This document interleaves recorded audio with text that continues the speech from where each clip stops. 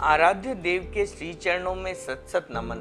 मैं अभिनंदन गादिया सूरत से जैन हिंदी ऑडियो बुक में आपका स्वागत करता हूं। अगर आप इस चैनल पर नए हैं तो इसे सब्सक्राइब कर दीजिए और बेल आइकन प्रेस कर दीजिए, जिससे चैनल के नोटिफिकेशन आपको रेगुलर मिलते रहें। मेरा जीवन मेरा दर्शन आत्मकथा भाग 2। आचार्य श्री तुलसी। प्रकाशक आदर्श साहित्य संघ, न्यू दिल्ली। विदेशी व्यक्ति से पहला साक्षात्कार। विक्रम संवत 1994 फाल्गुनी चौमासी पक्षी के अवसर पर हम बिदासर पहुंचे। दो माताओं के मधुर मिलन से खिले अनूठे रंग ने होली के रंगों को फीका कर दिया। फाल्गुन का महीना बीता। ऋतुराज बसंत की सुषमा ने प्रकृति को नया निखार दिया। पूरा मास कल्प का प्रवास संपन्न हुआ। इस अवधि में विक्रम संवत की दृष्टि से नए वर्ष का प्रारंभ हो गया।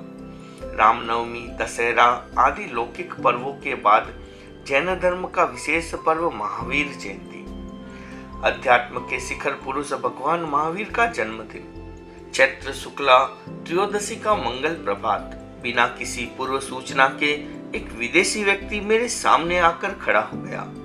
उसका नाम था F.W. थॉमस। ऑक्सफोर्ड यूनिवर्सिटी का प्रोफेसर था वह।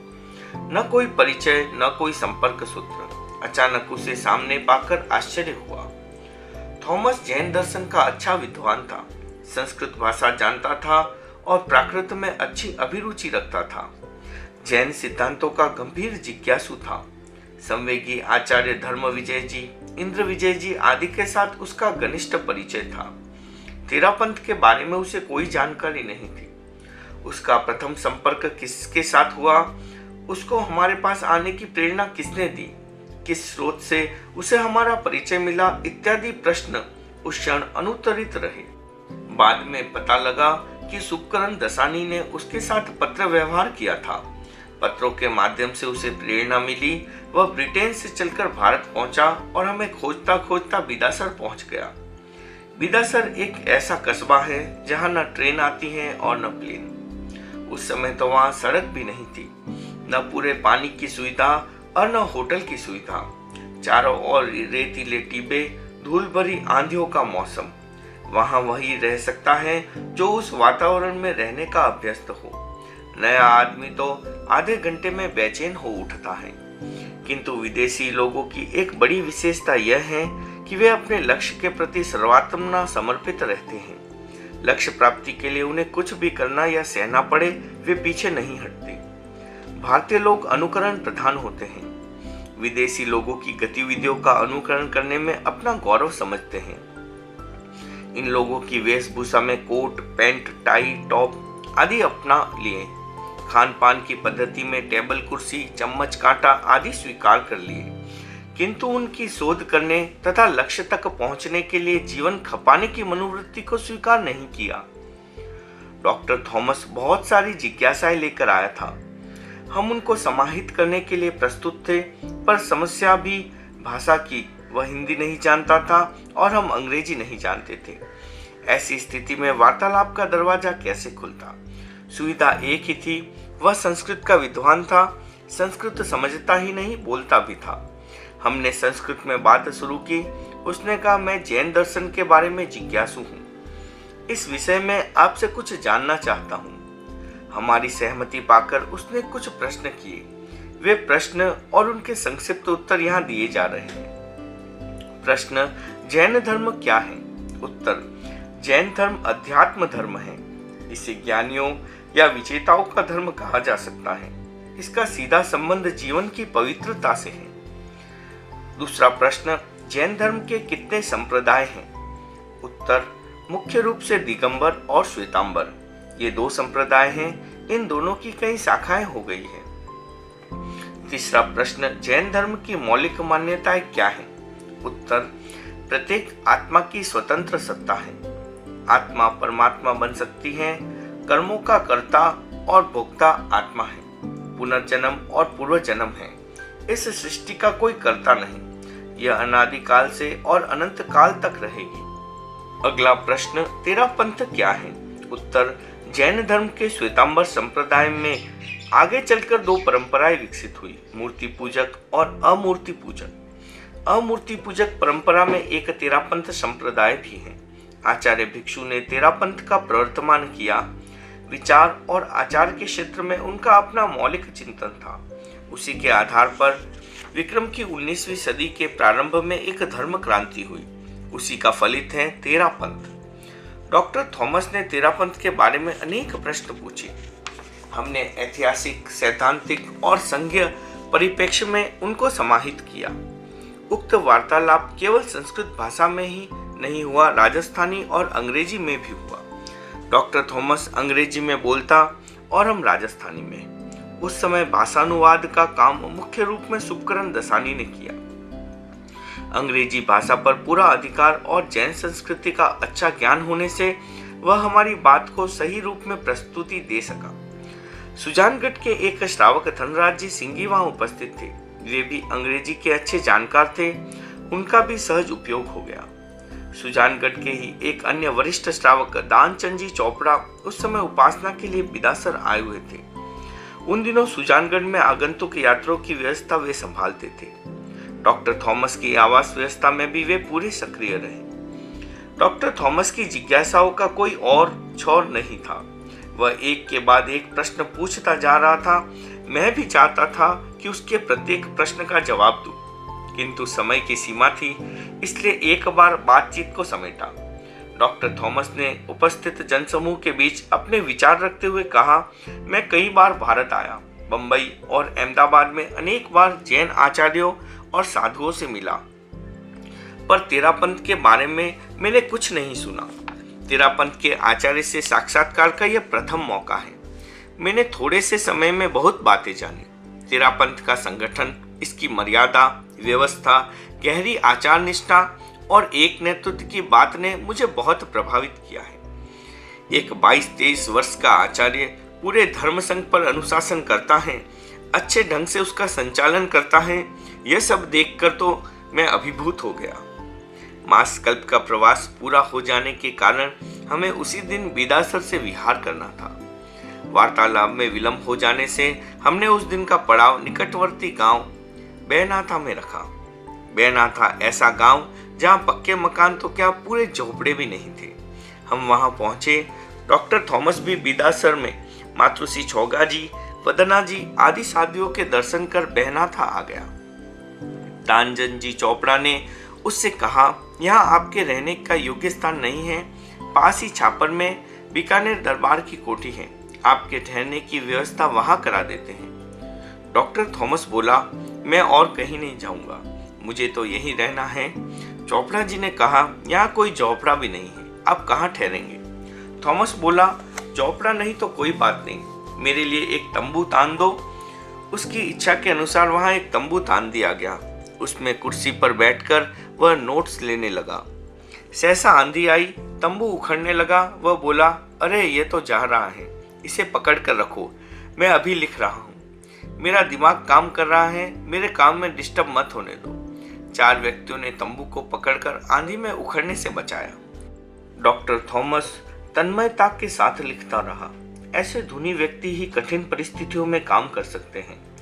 बेनाथा से विहार कर हम चारवास पहुंचे। डॉक्टर थॉमस भी वहां आ गया। वार्तालाप के प्रसंग में उसने संस्कृत में कहा, आज मैं आपके मुख से निगोध जीवों का वर्णन सुनना चाहता हूँ। एक विदेशी व्यक्ति निगोध जीवों के बारे में कोई जिज्ञासा प्रस्तुत करेगा, मुझे ये कल्पना ही नहीं थी। मैंने अनुभव किया कि यह व्यक्ति जैन दर्शन के सूक्ष्म रहस्यों को गंभीरता से समझना चाहता है। उसकी जिज्ञासा के समाधान में मैंने प्राकृत का एक श्लोक उद्धृत करते हुए कहा, एक सुई की नोक टिके इतनी सी साधारण वनस्पति में असंख्य श्रेणियां होती हैं। एक एक श्रेणी में असंख्य प्रतर होते हैं। एक एक प्रतर में असंख्य गोलक होते हैं। एक एक गोलक में असंख्य औदारिक शरीर होते हैं और एक एक शरीर में अनंत अनंत जीव होते हैं। निगोध जीवों का इतना सूक्ष्म विवेचन सुनकर डॉक्टर थॉमस बहुत प्रसन्न हुआ। उसने सूक्ष्म लिपि तथा अन्य कलात्मक वस्तुएं देख आश्चर्य प्रकट किया। कुछ अन्य विषयों पर चर्चा के बाद वह बोला, आचार्य जी, मुझे आश्चर्य है कि इतना व्यवस्थित और संगठित आपका धर्मसंघ मुझसे अज्ञात कैसे रहा। उस समय तक तेरापंथ धर्म संघ का परिचय बहुत कम लोगों से था। जो लोग जानते थे वे भी इसे इतना महत्व नहीं देते थे। इस वास्तविकता को स्वीकार करते हुए मैंने कहा, आप जैसे जिज्ञासु विद्वान तेरापंथ से अपरिचित रहे, इसका एक कारण है प्रचार का अभाव। हमारा काम आचार का पालन करना है, न तो हमारा विहार क्षेत्र व्यापक है और न हमारे पास वैसा प्रचार तंत्र है। ऐसी स्थिति में आप लोग तक जानकारी कैसे पहुंचेगी? डॉक्टर थॉमस चाडवास से सुजानगढ़ गया, वहां कुछ समय रहकर अपने देश लौट गया। जाते समय उसने एक ऐसे विदेशी व्यक्ति का परिचय दिया जो जैन श्रावक के 12 व्रतों की आराधना करता था।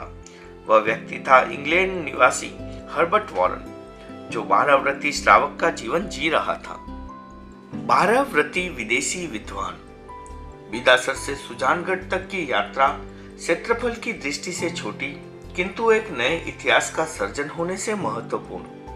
रेतीले टीलों वाले रेगिस्तान में विदेशी विद्वान डॉक्टर थॉमस का आगमन। राजस्थान की संस्कृति, सभ्यता और मौसम उसके लिए एक अजूबा था। राजस्थानी लोगों के लिए डॉक्टर थॉमस एक आश्चर्य था। उसने जैन साधुओं की साधना, तपस्या और व्यवस्थाओं को देखा। हमने उसकी लगन और कष्ट सहिष्णुता देखी। वह जिस उद्देश्य को लेकर आया, उसमें उसे कितनी सफलता मिली बताना कठिन है, किंतु उसकी आकृति पर उभरे प्रसन्नता और परितोष के भाव बता रहे थे कि उसने अपनी कल्पना से कुछ अधिक ही पाया है। डॉक्टर थॉमस ने तेरापंथ धर्म संघ की गतिविधियों का आंकलन किया और अनुभव किया कि यहाँ जैन धर्म को साक्षात रूप में देखा जा सकता है। उसके मन में नई प्रेरणा जागी और वह बोला, आचार्य जी, मैं जैन धर्म का एक छोटा सा अध्येता हूँ, इसे समझने का प्रयत्न कर रहा हूँ। मैं आपको एक ऐसे विदेशी व्यक्ति का नाम बताता हूँ जो जैन धर्म के बारे में पढ़ता और लिखता ही नहीं, वास्तव में जैन है। उसने जैन धर्म का गंभीरता से अध्ययन किया है और निष्ठापूर्वक जैन धर्म को स्वीकार किया है। वह जैन ही नहीं, 12 व्रती जैन श्रावक है। उसने जैनिज्म पर एक पुस्तक भी लिखी है। उस व्यक्ति का नाम है हर्बर्ट वॉरेन। वह इंग्लैंड में रहता है। मैं आपको उसका पता दे देता हूँ। आप उसके साथ पत्र व्यवहार करें और उसके बारे में पूरी जानकारी प्राप्त करें तो बहुत अच्छा होगा। डॉक्टर थॉमस की बात सुनकर हमें आश्चर्य हुआ। भारत में रहने वाले, निरंतर साधु साधियों के संपर्क में आने वाले और पीढ़ियों से जैन कहलाने वाले लाखों व्यक्ति ऐसे मिल सकते हैं जो 12 व्रतों का पालन तो दूर, इतना जानते भी नहीं कि भगवान महावीर ने श्रावक के लिए कोई आचार संहिता बतलाई है। ऐसी स्थिति में एक विदेशी व्यक्ति का 12 व्रती श्रावक होना विस्मयकारी घटना नहीं है तो क्या है? 12 व्रतों का स्वीकार सम्यक्त पूर्वक होता है। सम्यक्त का अर्थ है तत्व के प्रति सही दृष्टिकोण। शास्त्र कहते हैं, अरहत मेरे देव हैं, निर्घंत जीवन भर 5 महाव्रतों का पालन करने वाले शुद्ध साधु मेरे गुरु हैं। अरहतों द्वारा निरूपित तत्व मेरा धर्म है। सम्यक की इस त्रिपदी को स्वीकार करने वाला व्यक्ति सम्यक दृष्टि श्रावक कहलाता है। दृष्टि सम्यक होने के बाद व्रत ग्रहण की भूमिका प्रशस्त होती है। जिस व्यक्ति की दृष्टि सम्यक होती है वह कभी क्रूरता नहीं कर सकता। उसका लक्ष्य बन जाता है कि वह संकल्प पूर्वक किसी निरपराध प्राणी की हत्या नहीं करेगा। जिस व्यक्ति की दृष्टि सम्यक हो जाती है वह असत्य संभाषण नहीं कर सकता। उसका संकल्प होता है कि वह ऐसा असत्य कभी नहीं बोलेगा जो किसी के अहित और अविश्वास का कारण बने। जिस व्यक्ति की दृष्टि सम्यक हो जाती है उसके लिए चोरी असंभव बन जाती है। चोर वृत्ति से हेराफेरी करने की बात उससे स्वयं छूट जाती है। जिस व्यक्ति की दृष्टि सम्यक हो जाती है वह अपनी विवाहित पत्नी के अतिरिक्त संसार की सब स्त्रियों में माँ और बहन को देखता है। ऐसा व्यक्ति कभी पर स्त्री गमन और वेश्यागमन नहीं कर सकता। जिस व्यक्ति की दृष्टि सम्यक हो जाती है अर्थ के प्रति उसका दृष्टिकोण बदल जाता है।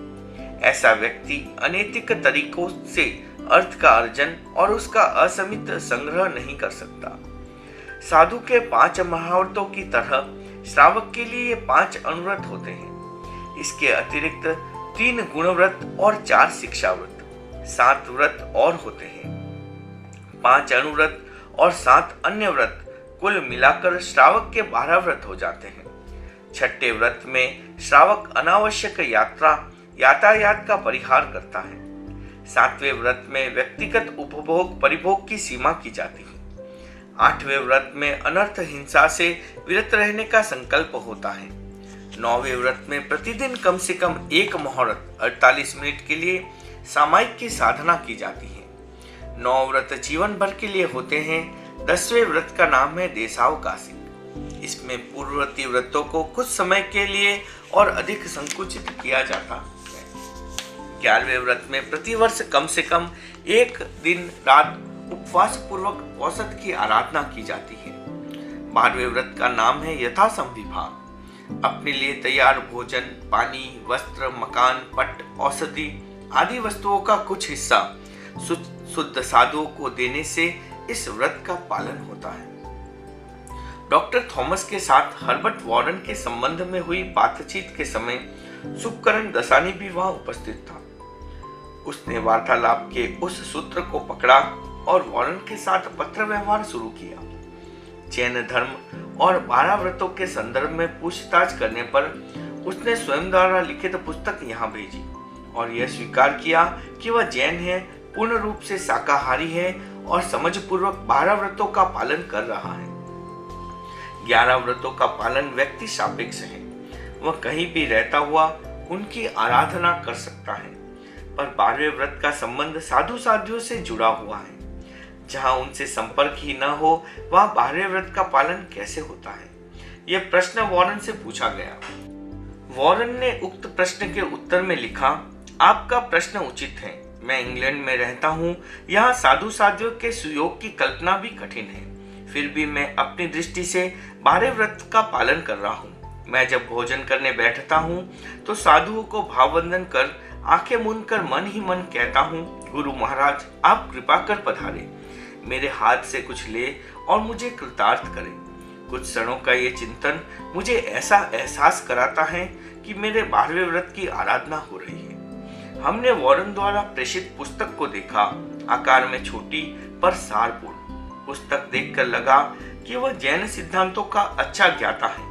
उसके साथ दसानी का लंबा पत्र व्यवहार चला। हमने उससे कुछ प्रश्न पूछे। उसने अपने प्रश्न हम तक पहुंचाए। इस क्रम से हमारा आत्म संबंध हो गया।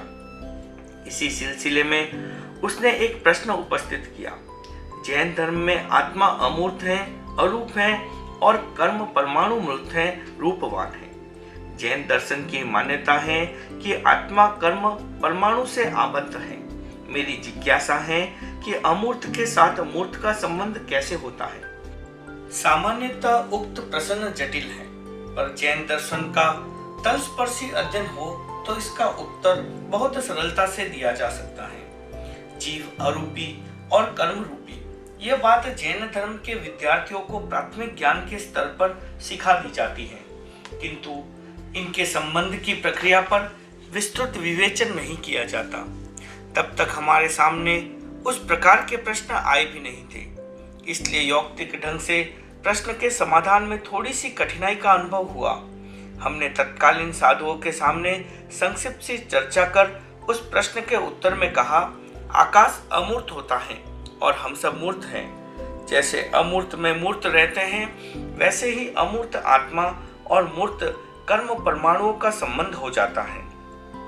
हमने वॉरेन के प्रश्न का उत्तर दे दिया, पर हमें अपने उत्तर से संतोष नहीं हुआ। हमारा चिंतन आगे बढ़ा। हमने सोचा वॉरेन ने जो प्रश्न पूछा है उसका समाधान उसने क्या पाया है, यह बात उससे पूछनी चाहिए।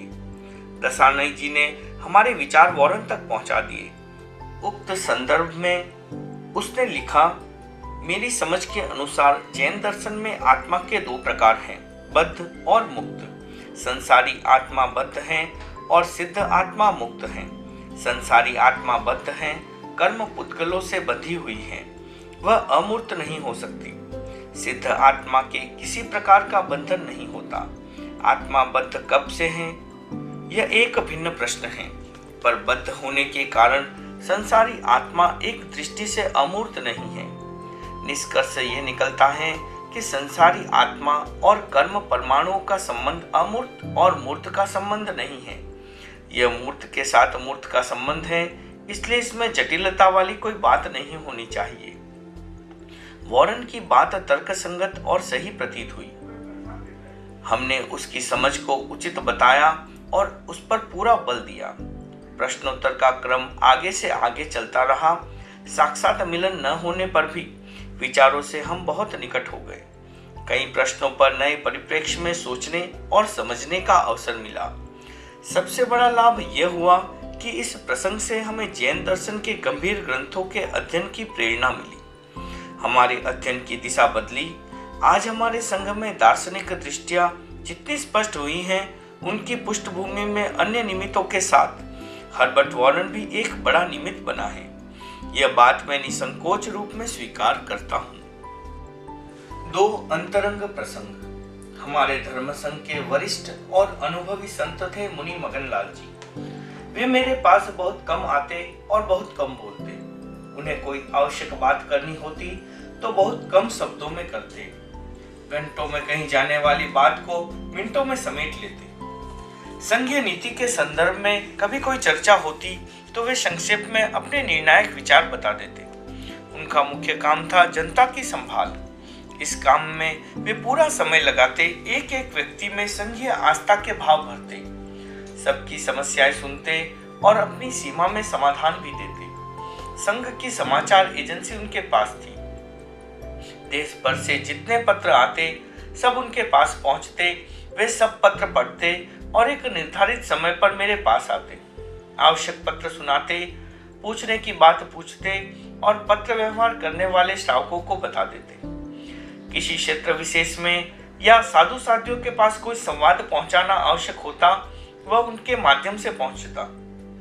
हम किसी भी गांव, कस्बे या शहर में जाते और रहते, वहां के प्रमुख व्यक्तियों का सीधा संबंध उनके साथ रहता। मेरे पास किसी को आना होता तो वह उनकी स्वीकृति लेकर या उनके साथ ही आ पाता था। इतने प्रभावशाली व्यक्ति थे मुनि मगनलाल जी। वह समय नवीनता और प्राचीनता के संक्रमण का समय था। उसमें मुनि मगनलाल जी जैसे व्यक्तियों की अपेक्षा थी। यद्यपि संघीय रीति नीति परंपरागत ढंग से चली आ रही थी, पर उन्हें उसका पूरा ज्ञान था। वे प्राचीन धारणाओं के धनी थे, परंपराओं के पूरे जानकार थे और इतिहास के वेता थे। संघ की आर्थिक गवेषणा में वे सतत जागरूक रहते थे। ऐसा प्रतीत होता था कि संघ और वे दो नहीं थे।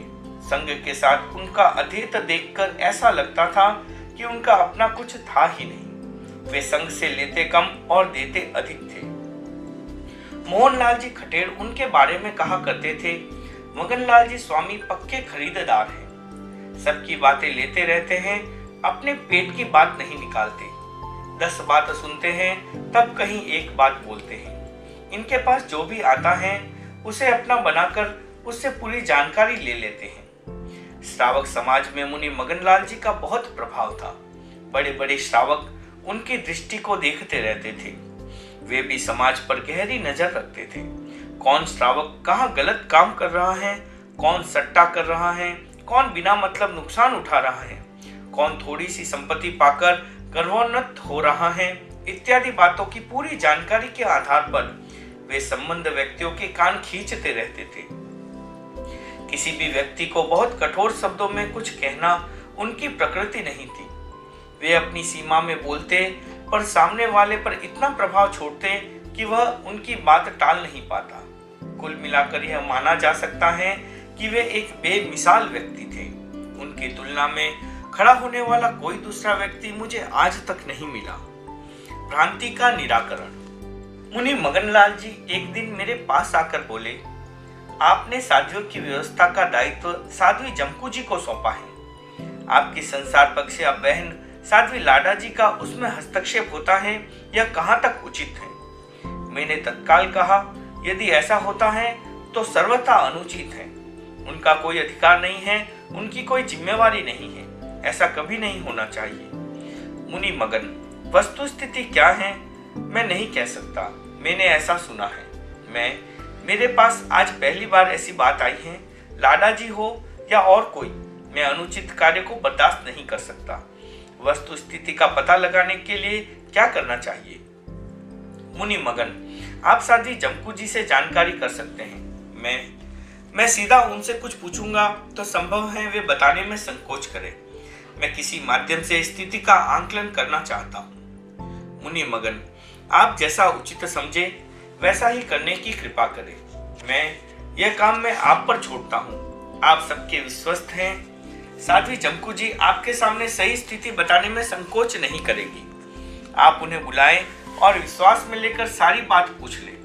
जो बात सुनी है वह प्रमाणित हो जाए तो कोई भी कड़ा कदम उठाया जा सकता है। हमारे लिए व्यक्ति से भी अधिक महत्व संघ का है। संघीय नीति से प्रतिकूल कोई भी प्रवृत्ति सह्य नहीं हो सकती। मुनि मगनलाल जी को जांच की जिम्मेवारी सौंपकर मैं निश्चिंत हो गया। उन्होंने साध्वी जमकू जी को बुलाया। उनका अविश्वास प्राय किसी को नहीं था। जमकू जी के लिए भी वे पूरे विश्वस्त थे। उन्होंने पूरी आत्मीयता के साथ कहा, जमकू जी, यह पहला मौका है जब मैंने आपको इस रूप में अपने पास बुलाया है। मैं पूछना चाहता हूँ कि आपके काम में कोई बाधा तो नहीं है? किसी अन्य साध्वी का हस्तक्षेप तो नहीं है? साध्वी जमकू जी, आप क्या पूछना चाहते हैं? मेरी समझ में कुछ नहीं आया। मुनि मगन जी, मैं स्पष्ट ही कह देता हूँ कि अन्नदाता की संसार पक्षिया बहन साध्वी लाडा जी राज में है। वह साज की अग्रणी भी है। आपके अंतरंग काम में उसका हस्तक्षेप रहता है क्या? यदि रहता है तो स्पष्ट बताओ। साध्वी जमकू जी, आपको ऐसा किसने कहा? यह बात कहाँ से उठी? मैं जो काम करती हूँ उसमें किसी का हस्तक्षेप नहीं है। मुनि मगन जी, जमकू जी, आप किसी प्रकार का संकोच न करें। यह प्रश्न आपका या मेरा नहीं है, संघ का काम है। इसमें अन्नदाता से डरने की जरूरत नहीं है। आप दिल खोलकर सही स्थिति बताएं। साध्वी जमकू, मैं ठीक कह रही हूँ। मेरे सामने ऐसी कोई कठिनाई नहीं है। मुनि मगनलाल जी पूरी रिपोर्ट लेकर मेरे पास आए और बोले, अन्नदाता धीराज, मैंने आपको जो निवेदन किया था उसमें कोई सार नहीं है। मैंने जमकू जी से बात कर स्थिति की पूरी जांच कर ली। उन्हें किसी साध्वी से कोई शिकायत नहीं है। आप उनकी ओर से सर्वथा निश्चिंत रहें। मैंने मुनि मगनलाल जी से कहा, आप हमारे संघ के स्तंभ हैं। कहीं कोई भी बात सुने तो निसंकोच मुझ तक पहुंचा दे। संघ का काम संघ की दृष्टि से ही होगा। मेरे द्वारा इतना प्रोत्साहन मिलने पर भी एक सुनी सुनाई अयथार्थ बात मुझे तक पहुंचाने के लिए उनके मन में बहुत अनुताप हुआ। इधर मैंने साध्वी लाडा जी से स्पष्ट कह दिया कि साध्वी जमकू जी के किसी भी कार्य में उनका हस्तक्षेप नहीं होना चाहिए। साध्वियों का काम। विक्रम संवत 1996 1996 या 97 की बात है। मुनि मगनलाल जी एक विशेष उद्देश्य से मेरे पास आए। उनकी मुद्रा काफी गंभीर थी। उनकी आकृति देखकर ही प्रतीत हो रहा था कि वे कुछ कहना चाहते हैं और उसके लिए एकांत की प्रतीक्षा कर रहे हैं। वहां उपस्थित साधु और श्रावक चले गए। उसके बाद हमारे बीच जो संवाद हुआ उसे मैं उसी शैली में प्रस्तुत कर रहा हूँ। मुनि मगन, महाराजा धीराज, आपसे एक सवाल है। पूज्य कालूगणी ने आपको पूरे धर्मशासन का भार संभाला। क्या आप उसकी संभाल कर रहे हैं? आप क्या कहना चाहते हैं? मैं आपका अभिप्राय समझा नहीं। आप स्पष्ट रूप से कहें। मुनि मगन, हमारा साध्वी समाज संख्या की दृष्टि से काफी बड़ा है। उसका संचालन कैसे हो रहा है? जैसे होता आया है वैसा ही हो रहा है। मुनि मगन, साध्वियों का संचालन कौन कर रहा है? साध्वी जमकू जी। मुनि मगन, जमकू जी संचालन कर रही हैं। आप क्या करते हैं? मैं उनसे पूछ लेता हूँ। वे जो बताती हैं सुन लेता हूँ। मुनि मगन, यह क्रम कब से चल रहा है? जब से उनको साध्वियों की संभाल का दायित्व सौंपा है। मुनि मगन, आपने कभी उस ओर ध्यान ही नहीं दिया। जमकू जी काम कर रही हैं। मेरे पास दूसरे काम बहुत हैं। साथियों के लिए मैं क्या करूंगा? मुनि मगन आंखें लाल करके, आप क्या करेंगे? क्या यह आपका दायित्व नहीं है? यह आपका निजी काम है, इसलिए आपको ही संभालना चाहिए। यदि ऐसा नहीं हुआ तो सारा काम गतरस हो जाएगा। मगनलाल जी स्वामी, आपका कथन ठीक है, पर आप मेरी अवस्था पर भी ध्यान दीजिए। 25 वर्ष की अवस्था में साध्वियों का अंतरंग काम मैं कैसे करूं? मुनि मगन, जैसे आप संघ के आचार्य बने हैं वैसे ही काम करें। मैं आपको चेतावनी दे रहा हूं कि साध्वियों का काम बिगड़ गया तो उसे सुधारना मुश्किल हो जाएगा। साध्वियों की संभाल आपका दायित्व है। आप जमकू जी से काम कराएं, जो काम उनसे करवाने हैं उनके लिए उन्हें निर्देश दें, पर लगाम अपने हाथ में रखें। मैं आप कुछ भी कहें, मैंने अब तक इस ओर ध्यान ही नहीं दिया। मुनि मगन, मैं आपसे क्या कहूं, आप स्वयं में विज्ञ हैं। साथी समाज को खुला छोड़ना कभी संघ के हित में नहीं होगा। साथियों की आर्त गवेषणा करना, उनके सुख दुख को सुनना समझना आदि सारा काम आचार्य का है। आपका काम आपको गंभीरता से संभालना चाहिए। मैं जो हुक्म आपकी आज्ञा सिरोधार्य है। तब से अब तक साधुओं की तरह साथियों का काम भी मैं बराबर संभालता रहा हूँ। उससे पहले चातुर्मास की नियुक्ति का काम मैं करता था, किंतु किस साध्वी को अग्रगण्य बनाना है और किसे किसके साथ रखना है, यह निर्धारण साध्वी जमकू जी करती थी। औपचारिक रूप में उसकी क्रियान्विति मैं कर देता था। मुनि मगनलाल जी की उस दिन की प्रेरणा के बाद मैंने साथियों का काम अपने हाथ में ले लिया। उनकी इस जागरूकता को मैं कभी भूल नहीं सकता। वे मुझे सजग नहीं करते तो संभवतः मैं उस ओर ध्यान ही नहीं देता। उन्होंने कहा, तेरा पंथ धर्म संघ एकमात्र आचार्य पर आधारित धर्म संघ है। संघ की राई पाई गतिविधि आचार्य के ध्यान में रहनी चाहिए। पतंग की डोर हाथ में हो तो वह आकाश में कितनी ही दूर जाए, मूल केंद्र से बंधी रहती है। डोर छूट जाए तो फिर कितनी ही दौड़ धूप की जाए, वह हस्तगत नहीं हो पाती। इसलिए आपको अपने धर्म संघ की बागडोर हाथ में रखनी चाहिए। मुनि मगनलाल जी की सीख ने मुझे चौकन्ना कर दिया। जमकू जी पर उस घटना की क्या प्रतिक्रिया हुई मैं नहीं कह सकता, पर मैंने अपनी एक बड़ी भूल का परिमार्जन कर लिया। ओम अरहम।